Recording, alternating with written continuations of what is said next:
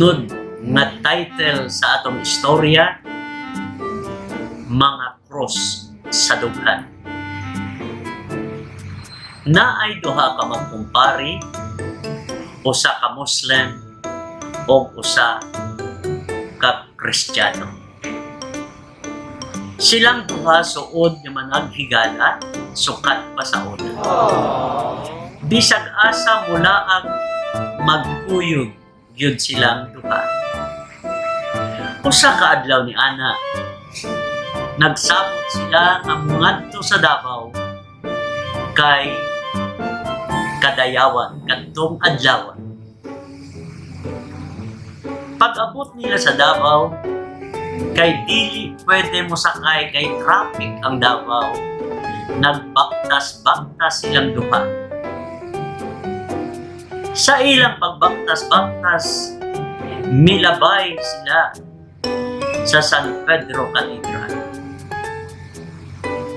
Paglabay sa San Pedro Cathedral, kalit lang nga nanguros ang Kristiyanos.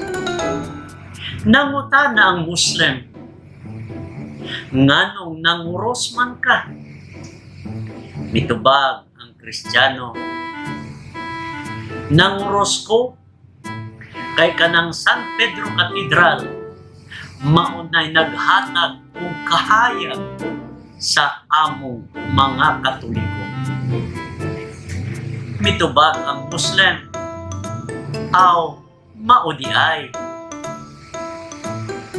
Nagpadayon sila sa pagbaktas-baktas.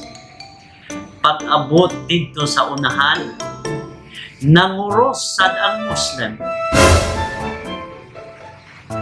Nangutana ang Kristiyano, nganong nanguros man ka, nga wala man mo'y kuros-kuros.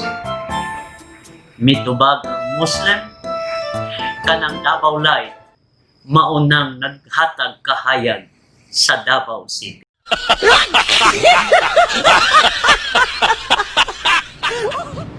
Mga pamalandong, daghay mga timaan nga atong ginahimo, mga doktrina na kulang kita og kahibalo sa pagsabot niana.